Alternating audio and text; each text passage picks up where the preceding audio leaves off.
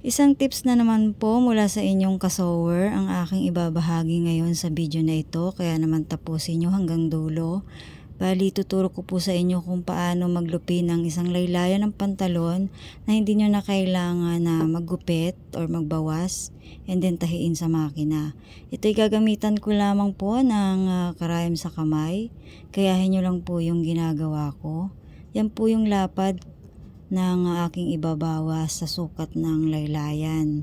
Kung medyo malapad-lapad pa po dyan, pwede rin naman lapad-laparan nyo yung pagtahi nyo po ng ganyan. Ayan.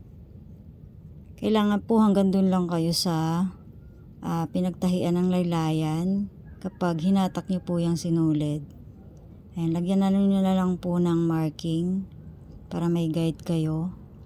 Yan, paghatak nyo ng sinulid, ganyan yung magiging itsura niya. Plansyahin nyo na lamang po para maganda at maayos. Yan, pag natapos nyo yan paikot, ganyan ang itsura niya. And then dun sa loob, pinakalupi niya, tahiin nyo na lang po ng pasigsag para malinis naman po yung tahi niya. Or fix na yung kanyang pagkakatahi. Ganyan lamang po. Maraming salamat sa inyong panonood. See you on my next video.